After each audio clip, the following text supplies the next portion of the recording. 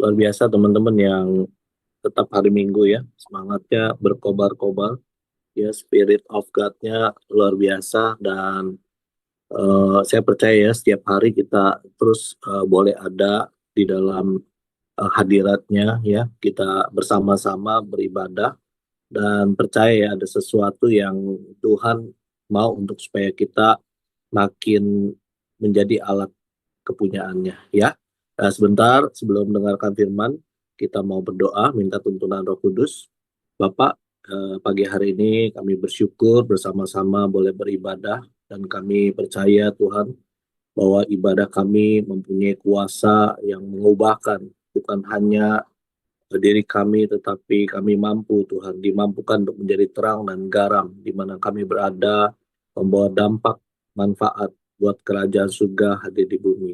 Kalau sebentar hambamu mau sharingkan firman Tuhan, Roh Kudus bantu untuk terjemahkan supaya kami boleh mendengar dan biar hikmat-Mu yang memimpin menjadikan kami hamba-hamba kebenaran di dalam nama Tuhan Yesus. Yang sama-sama mau terima firman Tuhan, kita sama-sama katakan amin. Yes. Oke.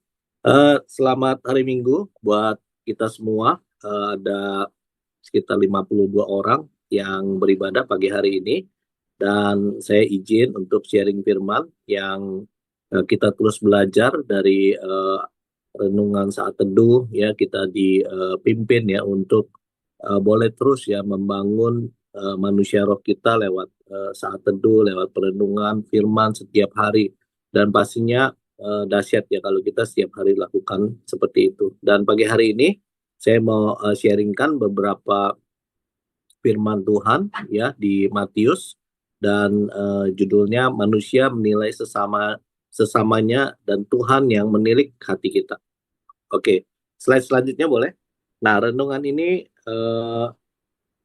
minggu ini kita belajar dari Matius 5 ya. Matius 5, Matius 6, Matius 7 ya.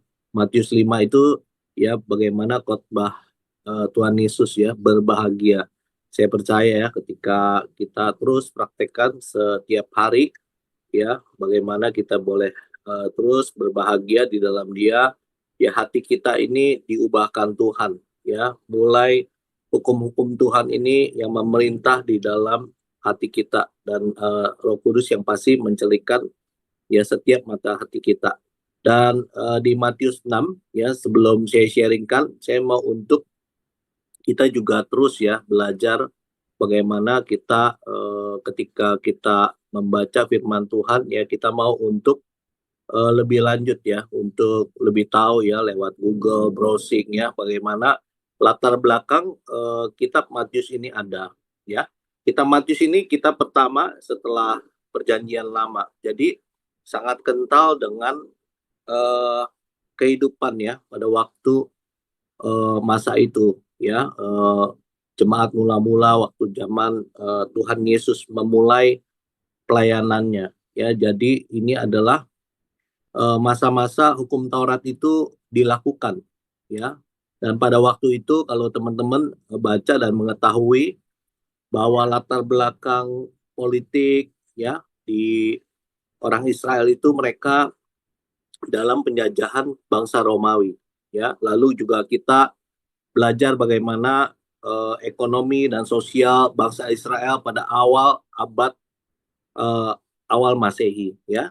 Dan karena mereka dalam penjajahan kerajaan Romawi itu mereka menanti-nantikan apa yang ditulis di Taurat itu digenapi. Mereka menanti-nantikan Sang Mesias datang ya supaya bangsa Israel ini menerima pembebasan. Ya, ada seorang raja secara fisik ya yang datang untuk membebaskan mereka bangsa Israel keluar ya dari penjajahan bangsa Romawi pada waktu itu. Dan kehidupan religius mereka ini mereka orang-orang yang taat ya kepada Taurat ya. Dan hukum Taurat itu kalau teman-teman tahu ya ada sekitar 613 hukum Taurat ya yang isinya jangan jangan jangan ini ada 365 ya, lalu yang isinya perintah positif ini 248 ayat hukum Taurat. Jadi bayangkan mereka bangsa Israel ini kehidupan keagamaannya sejak kecil sedemikian rupa ya mereka dilatih, mereka diajar, mereka disiplinkan berulang-ulang ya oleh orang tua mereka. Sehingga cerita-cerita ya tentang keadaan di perjanjian lama itu mereka secara turun temurun ya diceritakan, diajarkan, diberitakan ya, dan mereka semua ya diwajibkan untuk melakukan hukum Taurat tersebut ya, dan di hukum Taurat tersebut ya ada hukum tentang bait suci ya, tentang hari Sabat ya, tentang hari-hari yang kudus ya, hukum sosial ya, bagaimana pernikahan ya, bagaimana hukum, bagaimana makanannya itu diatur semua dalam hukum Taurat ya. Dan pusat ibadah orang Israel itu mereka di bait suci sama sinagog ya, dan pada waktu itu banyak kehidupan mereka sebagai petani, orang agraria gitu ya, dan juga peternak, kehidupan bangsa Israel pada waktu itu sehingga miskin. Nah, pada zaman Romawi ini mereka sangat menekan ya kehidupan bangsa Israel dengan apa? Dengan pajak. Jadi pada waktu itu pajak itu ada pajak orangnya, ya kalau yang mengolah tanah ada pajak tanahnya. Dan begitu panen ada pajak panennya. Jadi pajaknya itu eh, berulang-ulang ya, sehingga kehidupan mereka ini yang ketimpangan, yang kaya makin kaya, yang miskin makin miskin ya. Dan eh, makanya di dalam Matius 6 ayat 1-4 tentang sedekah ini ya, lalu Matius 5 sampai belasan ini tentang berdoa, dan selanjutnya nanti yang aku akan sharingkan adalah tentang juga berpuasa. Jadi tiga hal yang kita pagi hari ini akan dengarkan adalah satu, standar kesalehan pada waktu orang Israel zaman itu ya. Jadi kegiatan religius mereka yang mereka lakukan ini di seputar tiga hal ini yang utama, dan pasti ada hal-hal yang lain ya. Dan kita mau untuk ya baca di Matius 6 ayat 1-4 ya. Ingatlah, jangan kamu melakukan kewajiban agamamu di hadapan orang supaya dilihat mereka. Karena dengan demikian kamu tidak beroleh upah dari Bapakmu yang di surga. Jadi apabila engkau memberi sedekah, janganlah engkau mencanangkan hal ini, hal itu, seperti yang dilakukan orang munafik di rumah-rumah ibadah dan di lorong-lorong, supaya mereka dipuji orang. Aku berkata kepadamu, sesungguhnya mereka sudah mendapat upahnya. Ya, tetapi jika engkau memberi sedekah, janganlah diketahui tangan kirimu apa yang diperbuat tangan kananmu. Hendaklah sedekahmu itu diberikan dengan tersembunyi, maka Bapakmu yang melihat yang tersembunyi akan membalaskannya kepadamu. Jadi firman Tuhan di Matius ya mengingatkan kita, memperingatkan kita ya di dalam hal sedekah, memberi.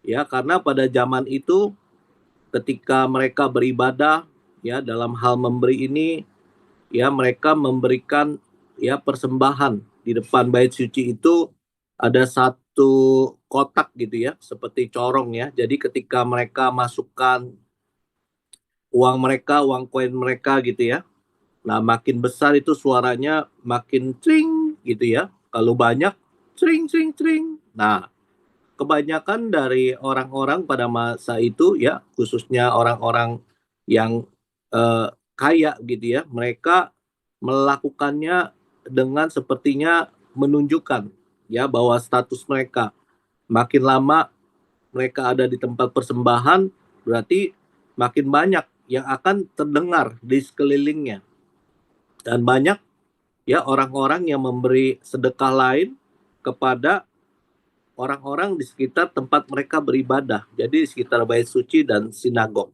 Ya, dan Tuhan memperingatkan kita untuk ya bagaimana ketika kita memberi, kita mau cek hati kita pada saat memberi. Slide selanjutnya silakan. Ya, cek motivasi kita saat memberi. Apakah ya kadang-kadang kita memberi untuk dilihat dan dinilai orang lain luar biasa.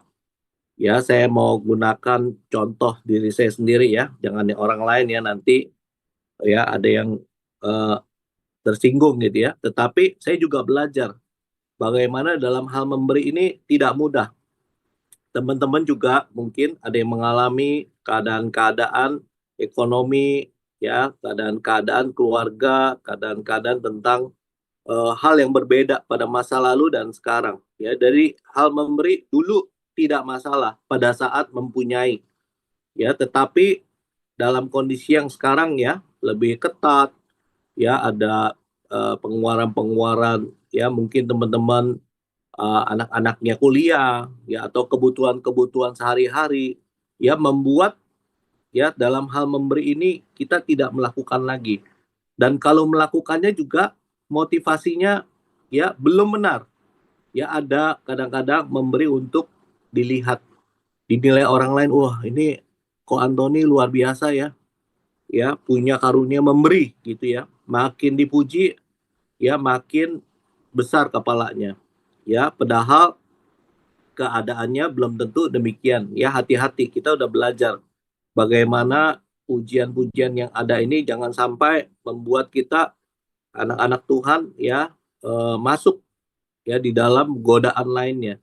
Jadi apakah kita memberi untuk dilihat ya, dinilai orang lain luar biasa? Mungkin ya kayak zaman COVID ya, saya ingat ya, banyak orang memberi ya, pas memberi ayo difoto difoto. Ya maksudnya ada bagusnya juga ya. Jadi mungkin mewakili orang lain ya, atau organisasi atau gereja untuk memberi ya, difoto supaya dikirimkan gitu ya ke sekretariat ya, alasannya seperti itu.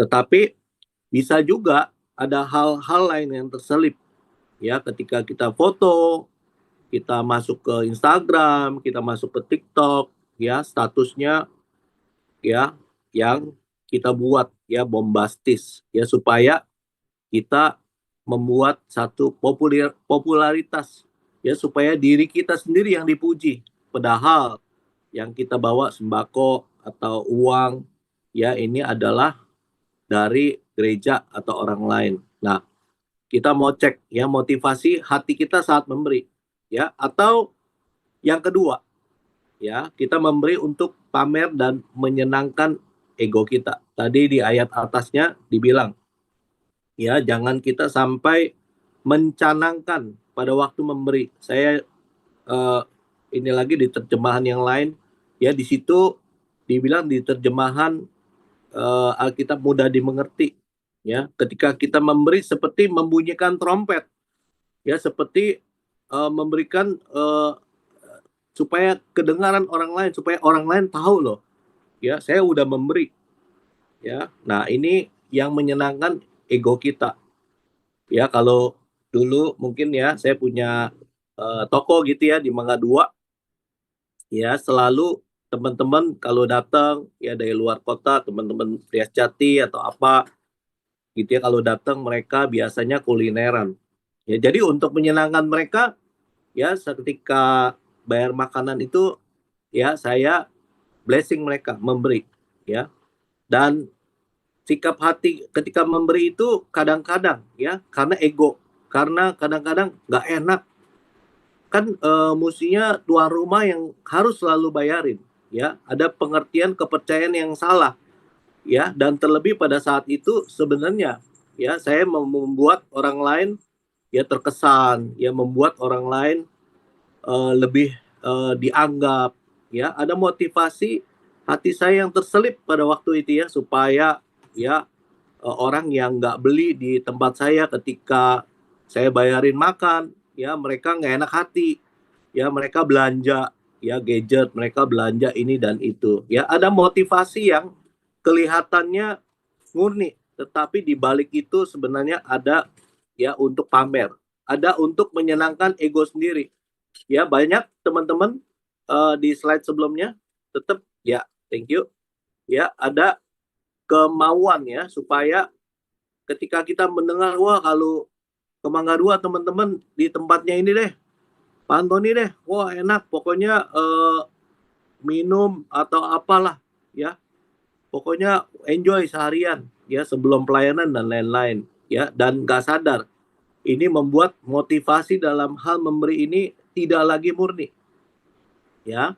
Dan yang nomor 3 ini juga hati-hati ya, memberi dengan transaksional, meminta balasan yang serupa bahkan lebih. Ketika memberi ya ada harapan supaya ketika saya pada waktu saya dalam keadaan yang sulit, ya ketika saya beri kamu pada waktu saya keadaan sukar, waktunya saya ditolong.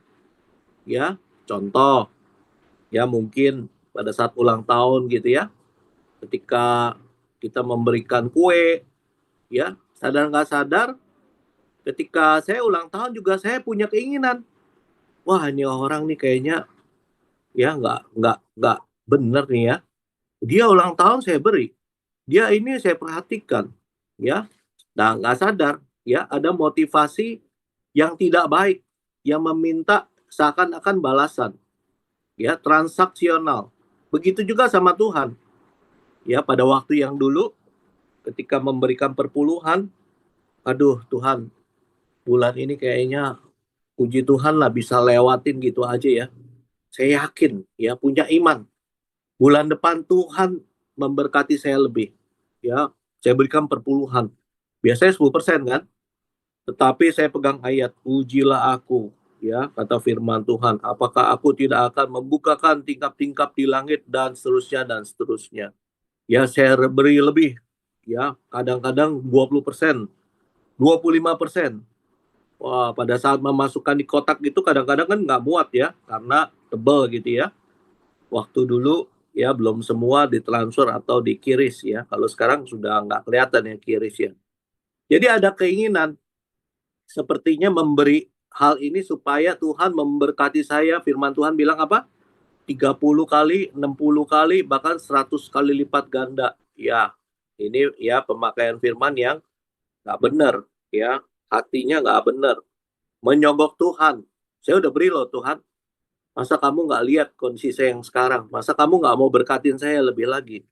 Ya, padahal saya sudah melakukan ini, melayani itu. Nah, motivasinya belum benar.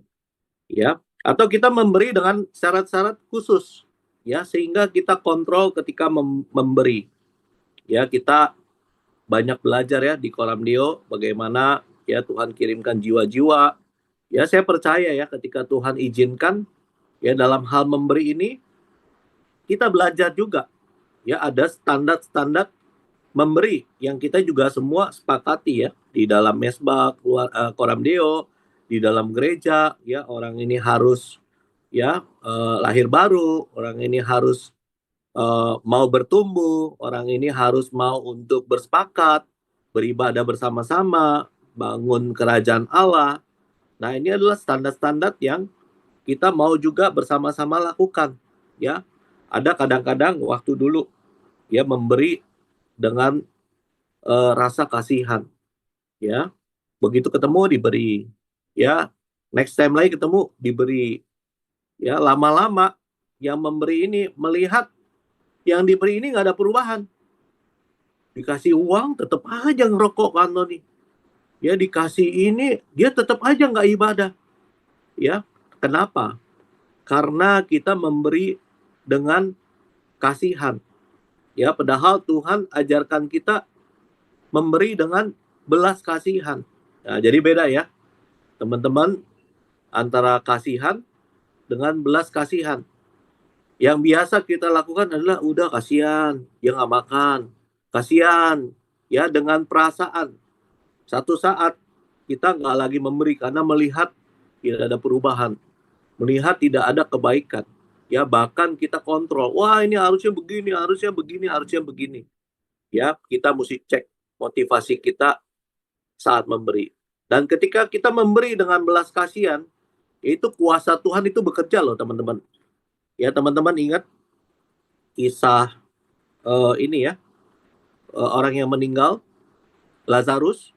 Teman-teman ingat pada waktu Tuhan Yesus dan murid-murid sudah ke tempat lain, lalu kakaknya Maria dan Marta ini memberitahukan kepada Tuhan bahwa Lazarus itu sakit, hampir mati.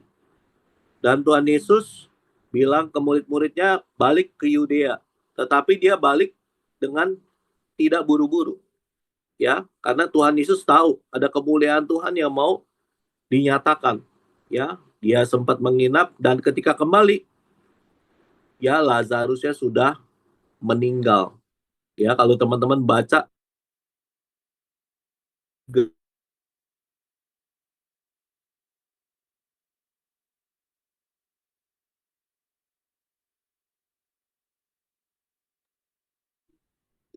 Pak Antoni,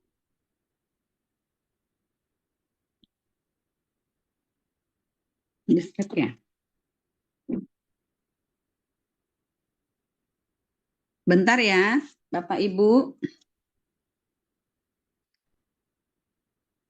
harus, ya Lazarus ini di Pak Antoni, mungkin apanya sinyalnya kurang ini. Tadi berhenti sebentar.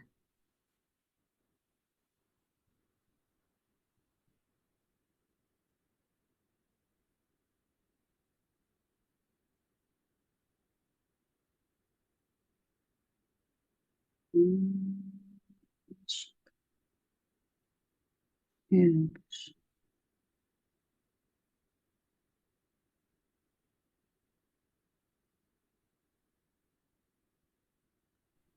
Lanting kayaknya Bu Irma.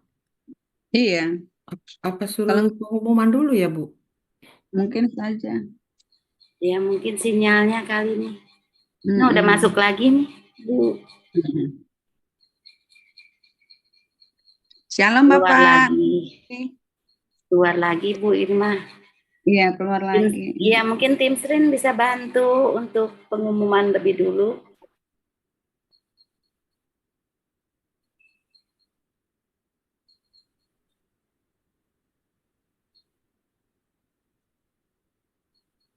Halo Bapak Ibu, apakah suara saya terdengar kembali? Oh, sudah bagus Bu. Pak. Oke, aku matikan kamera ya. Siap. Thank you teman-teman. Ya, jadi antara kasihan dengan belas kasihan ini beda. Kalau kita memberi dengan belas kasihan ini kita memberi dengan kuasa Tuhan. Ya, Tuhan Yesus sudah lakukan teladan pada waktu ya dia membangkitkan Lazarus.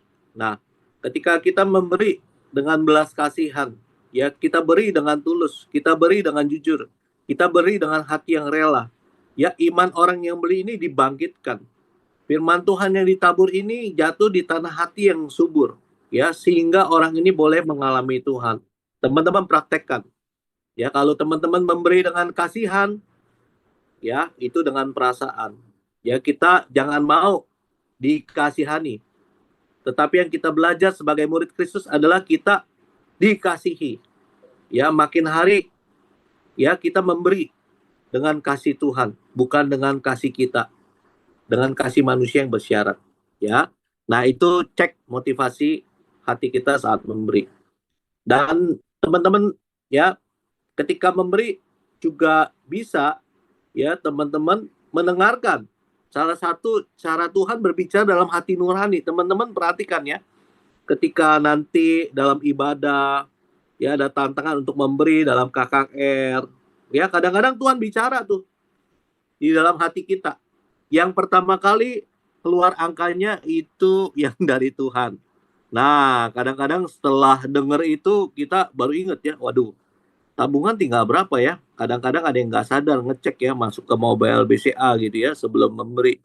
Nah, itu udah suara diri kita sendiri.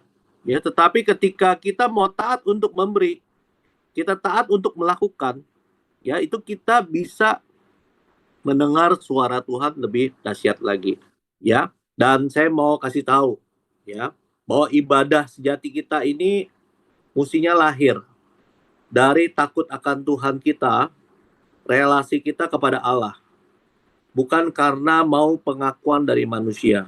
Ya, jadi teman-teman dan saya terus belajar bagaimana ya hendaklah masing-masing memberi menurut kerelaan hatinya. Boleh di slide selanjutnya, tim screen. Ya, di 2 Korintus 9 ayat 78 kita mau baca dalam mic tertutup. Ya, 3 2 1, hendaklah masing-masing memberikan menurut kerelaan hatinya. Jangan dengan sedih atau karena paksaan, sebab Allah mengasihi orang yang memberi dengan sukacita. Ya, nah ini camkan nih, ya, jangan memberi dengan terpaksa, dengan bersungut-sungut, dengan apa maunya, dengan transaksional, dengan paksaan, dengan sedih, ya, dengan ada hidden agenda, jangan, ya, tetapi beri dengan kerelaan hatinya, supaya, ya, ayat yang ke-8 ini terjadi, dan Allah sanggup melimpahkan segala kasih karunia kepada kamu, supaya kamu senantiasa berkecukupan di dalam segala sesuatu dan malah berkelebihan di dalam berbagai kebajikan. Ya, ketika aku tahu, ya, ada kebenaran, ya, firman Tuhan, ketika dalam hal memberi, ya, saya memberi dengan sukacita. Ya, motivasi hati saya berubah. Ya, waktu dulu memberi perpuluhan supaya saya diberkati berkali-kali lipat. Ya, itu ternyata salah. Firman ini bilang ketika kita memberi dengan hati yang rela, sukacita, jujur, ya, dengan tulus, Allah sanggup melimpahkan segala kasih karunia supaya kehidupan kamu berkecukupan di dalam segala sesuatu, ya, malah berkelebihan di dalam segala kebajikan, ya. Nah, nanti, ya, di akhir kita akan cek, ya, apa harta-harta rohani, ya, apa yang dibilang kecukupan, apa yang dibilang kelebihan, ya. Luar biasa, ya, ketika kita mau untuk taat melakukan firman Tuhan, ya, kita akan mendapatkan upah yang tadi firman bilang, ya, dari Bapak. Ya, oke, lanjut, ya. Di dalam slide yang selanjutnya kita mau belajar lanjut di Matius 6, 5-15, ya, tentang berdoa. Dan apabila kamu berdoa, janganlah berdoa seperti orang munafik. Teman-teman perhatikan kata berulang, ya. Di ayat yang sebelumnya itu juga ada kata-kata berulang, ya. Mereka suka mengucapkan doanya dengan berdiri dalam rumah ibadah pada tikungan jalan raya supaya mereka dilihat orang.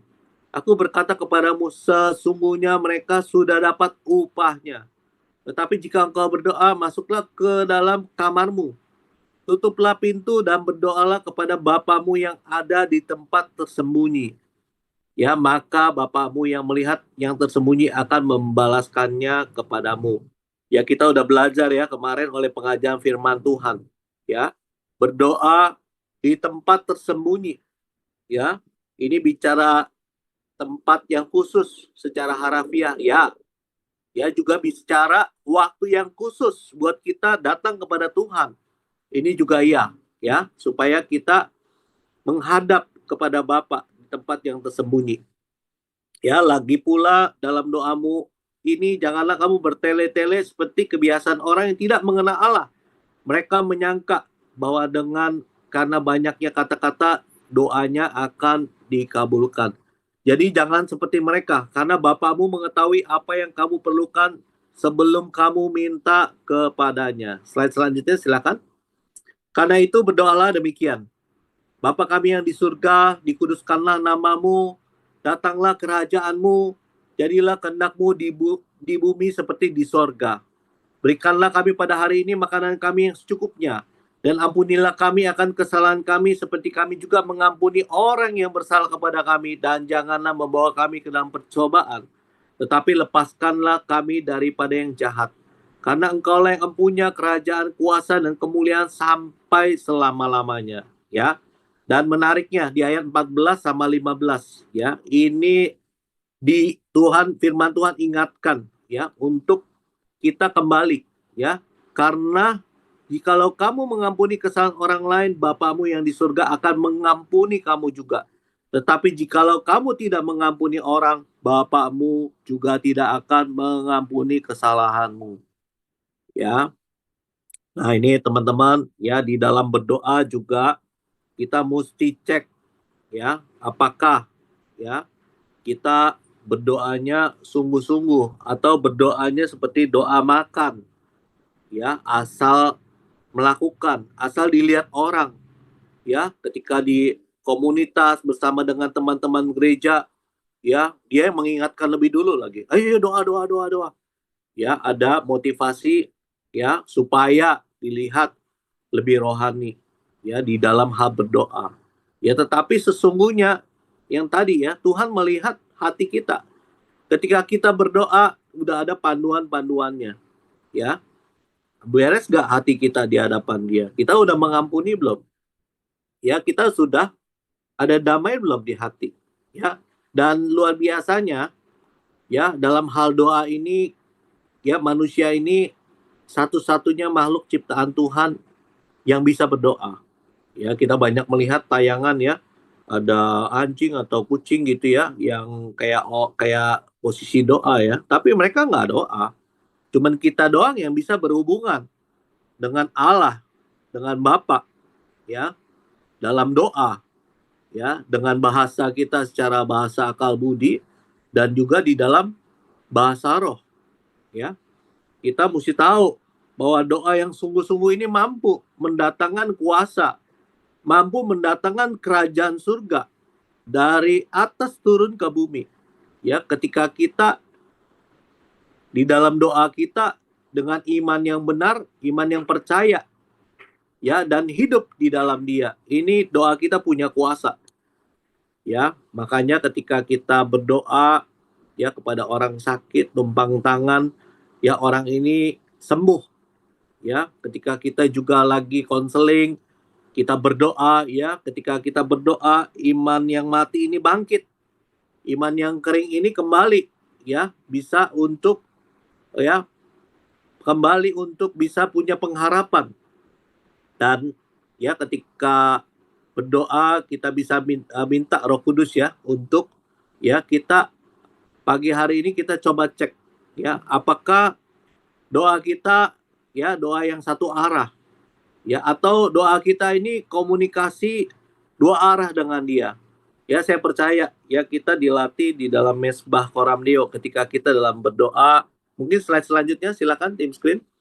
Kita diajar untuk komunikasi dengan Bapa pemilik surga. Ya, dibilang doamu jangan bertele-tele, ya, panjang dan lama.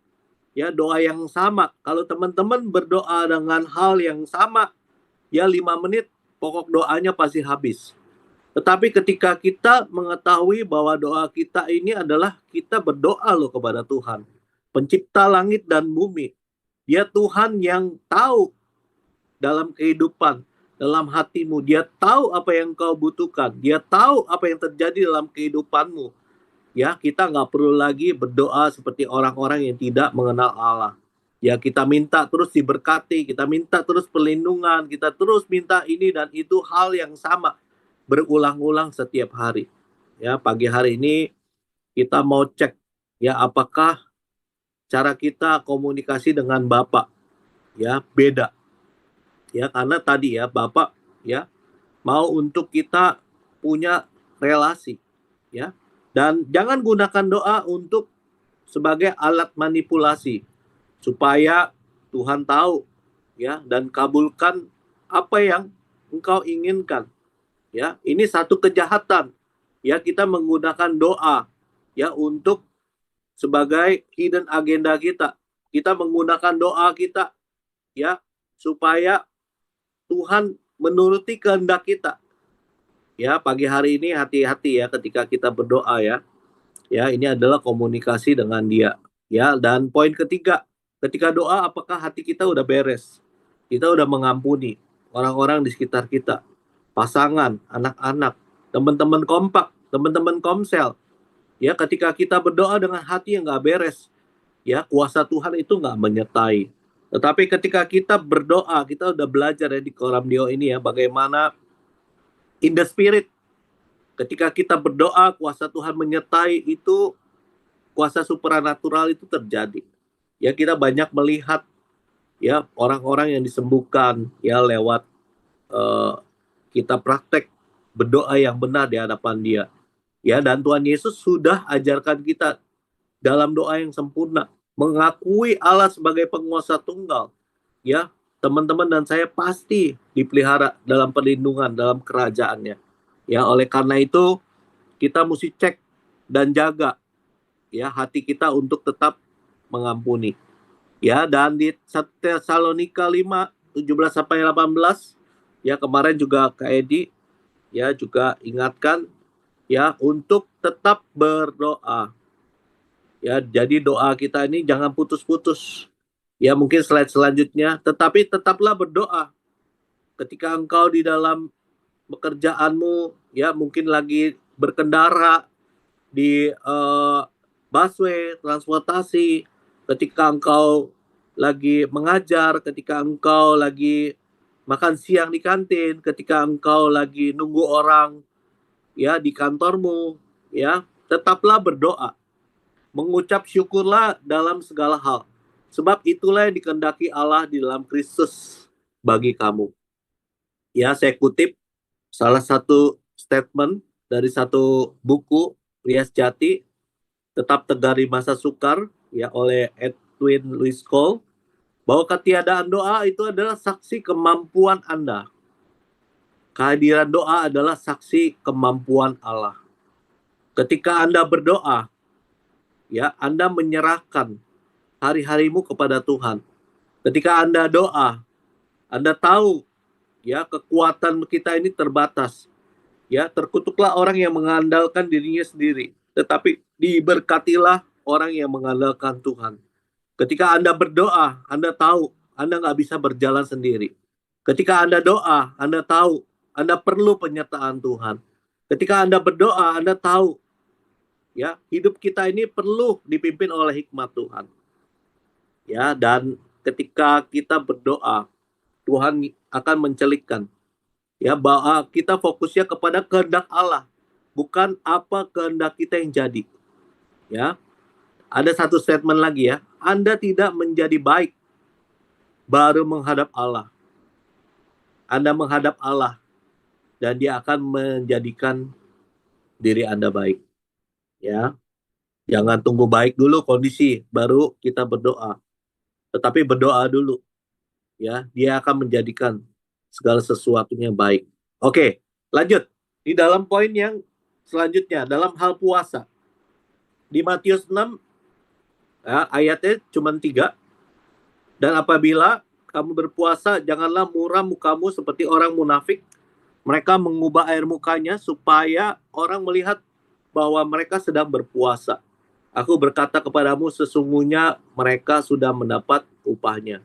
Tetapi apabila engkau berpuasa, minyakilah kepalamu dan cucilah mukamu, supaya jangan dilihat oleh orang bahwa engkau sedang berpuasa, melainkan hanya oleh Bapamu yang ada di tempat tersembunyi. Maka Bapamu yang melihat tersembunyi akan membalaskannya kepadamu. Ya, ini juga ya firman Tuhan yang berulang ya dari ayat-ayat di atasnya. Nah, coba cek ya, apakah kita hari-hari ini kita praktek ya berpuasa ya, atau ketika mungkin ya dilatih di dalam event-event ya, mungkin teman-teman ketika ada tadi yang SPK ya, lagi SPK di gereja kami ya, atau teman-teman ada camp ini dan itu ya, gunakan waktu-waktu ini untuk berpuasa korporat. Dan ketika list namanya berpuasa ya dicatat gitu ya, di list 1 2 3 4 5 namanya ada, tapi coba cek apakah kita benar-benar integritas melakukan puasa atau kita hanya ikut-ikutan. Ya, saya akui ya, saya banyak ikut-ikutan ya, isinya 2 hari, hari ini dan hari ini. Sebenarnya hari ini nggak puasa ya, hari yang lain puasa ya, ikut-ikutan ya, nggak boleh, jangan. Kenapa? Teman-teman, dalam hal puasa ini Tuhan lagi ajarin ya untuk ya kita hidup untuk makan, apa kamu makan untuk hidup? Ya kalau salah hidup kita untuk makan, waduh ya kita jor-joran, sehingga akibatnya apa? Ya badan kita kurang sehat, ya metabolisme tubuhnya tidak baik, ya banyak mengundang sakit penyakit. Yang paling bahayanya lagi, mungkin di slide selanjutnya boleh ya, Tuhan Yesus ya dicobai yang pertama kali dalam hal makanan ya, dan teman-teman juga ingat ya awal kejatuhan manusia ya, Adam dan Hawa ini gara-gara apa? Gara-gara makanan. Jadi penting teman-teman untuk kita mulai praktekkan puasa ini, ya, supaya ketika puasa ya kita stop ya makanan masuk di dalam tubuh kita dan kita gunakan ya dengan berdoa, tetap berdoa ya. Kita dalam puasa ini ya, roh kita ini pesta. Ya, roh kita ini makin kuat. Roh kita ini makin ya berkobar-kobar. Ya, gunakan waktu-waktu puasa ini untuk memperdalam relasi dengan Allah, bukan untuk menunjukkan kesalehan. Tadi dibilang ya, oh saya puasa lu. Kamu puasa nggak? Iya saya puasa. Kamu nggak puasa ya? Kok kamu begini? Ya nih coba lihat ya, mukanya kita kucel-kucel gitu ya. Jangan. Firman Tuhan nasihatkan ya untuk ya jangan kasih orang tahu kita lakukan apa, tetapi kita melakukan dengan tersembunyi sebagai satu disiplin ya di hadapan Allah, bukan supaya kita dilihat orang lain. Ya, oke. Selanjutnya boleh tim skip. Thank you. Sekali lagi slide yang lanjut. Ya, perhatikan kata yang berulang-ulang ya tentang kata munafik. Ya, di dalam bahasa Yunaninya hipokritai. Ya, aktor di panggung, pemain sandiwara. Ya, pakai topeng, berpura-pura. Ya, kita melakukan kadang-kadang ketiga hal itu firman Tuhan ya udah peringatkan. Jangan kita melakukan supaya dilihat orang sebagai orang yang munafik. Padahal kita tidak melakukannya sungguh-sungguh dengan hati. Tidak melakukannya sungguh-sungguh dengan ya untuk supaya kita menyenangkan Tuhan, tetapi menyenangkan ego kita. Hati-hati. Ya. Kenapa? Kalau kita melakukan ya seperti orang munafik, upah di dunia ini pujian, ya diakui, oh kamu hebat ya, kamu royal ya dalam memberi, kamu punya karunia memberi loh, luar biasa loh, kamu baik loh, ya egonya dipuaskan, ya dapatnya pujian, dapatnya pengakuan, ya dan itu sementara, dan itu justru membuat ya banyak orang yang jatuh. Kenapa? Ya karena, nah ini dia nih, ya slide selanjutnya boleh. Ya, kita mau cari justru upah Bapa yang kekal. Ya, upah Bapa yang kekal itu adalah kerajaan sorga ini hadir loh dalam hatimu. Hadir loh dalam hidupmu. Ketika engkau hadir, ya, kuasa surga dinyatakan. Kuasa Tuhan dimampukan. Ya, Roma 14 ayat 17 tulis, sebab kerajaan Allah bukan soal makanan dan minuman, tetapi soal kebenaran, damai sejahtera, dan sukacita oleh Roh Kudus. Ya, ini yang kita mau kejar, upah Bapa yang kekal. Ya, jangan makan minum aja, jangan pekerjaan aja, jangan bisnis aja, tetapi ini yang harus kita kejar. Ya, tetapi yang kita kejar adalah kebenaran, damai sejahtera, dan sukacita oleh Roh Kudus. Dan ketika aktivitas yang tadi, ya teman-teman dengan memberi yang benar, berdoa yang benar, dan melakukan puasa, ya ini kita adalah tiga hal yang menjadi disiplin rohani yang kita juga mau lakukan teman-teman. Ya, nah di 1 Yohanes 2 ayat 16 sampai 17 di slide selanjutnya silakan. Firman Tuhan udah ingetin loh. Sebab semua yang ada di dalam dunia, yaitu keinginan daging, keinginan mata, keangkuhan hidup, bukan berasal dari Bapa, melainkan dari dunia. Dan dunia ini sedang lenyap dengan keinginannya. Tetapi orang yang melakukan kehendak Allah tetap hidup selama-lamanya. Ketika kita tidak melakukan hal memberi dengan benar, ya itu kesombongan, mau dilihat orang lain, ya ada hidden agenda. Ketika kita tidak berdoa dengan benar, ya itu ya ada tiga hal ini, ya akar dosa ini masuk di dalam kehidupan kita. Hati-hati teman-teman, ya. Nah, apa yang kita mau lakukan di Galatia ayat 5 sampai 16? Maksudku ialah, boleh slide selanjutnya? hiduplah oleh roh, maka kamu tidak akan menuruti keinginan daging.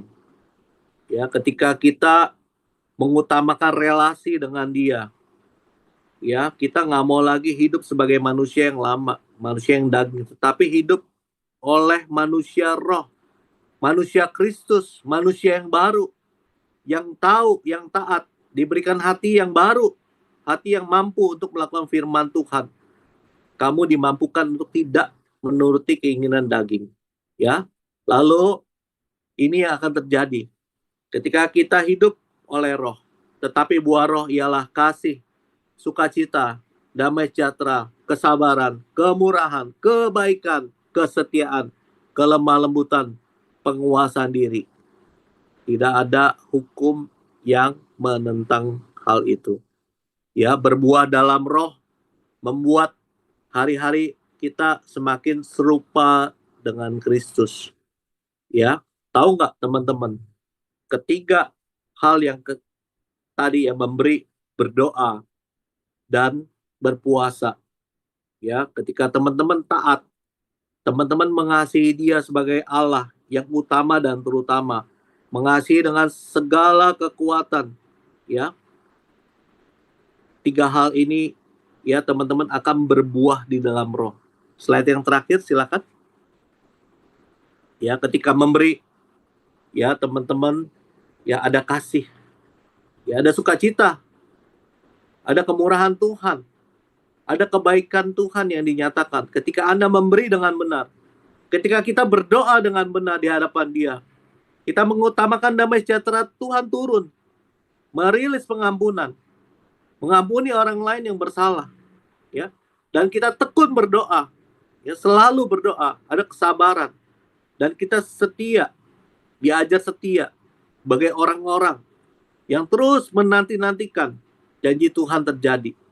Dan ketika kita berpuasa, Tuhan lagi ajarkan untuk kita hidup di dalam kebaikan, ada kelemah lembutan, sehingga penguasaan diri terjadi dalam setiap kita. Dan selamat praktekkan untuk kita semua, ya di 2026, kita mau makin tekun di dalam memberi, berdoa, dan jangan lupa kita berpuasa.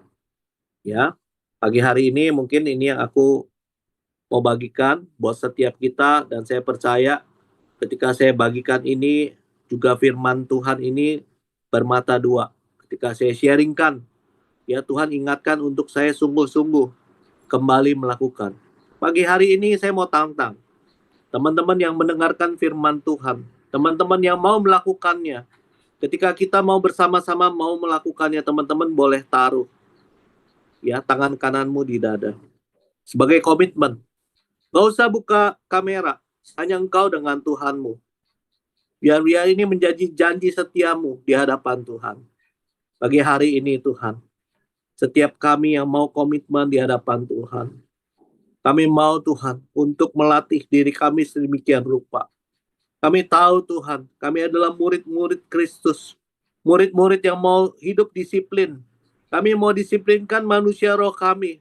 Kami mau disiplinkan setiap keadaan yang terjadi dalam diri kami sesuai dengan firman-Mu. Kami mau Tuhan untuk menjadi pribadi yang taat di dalam memberi, pribadi yang mau sungguh-sungguh di dalam berdoa.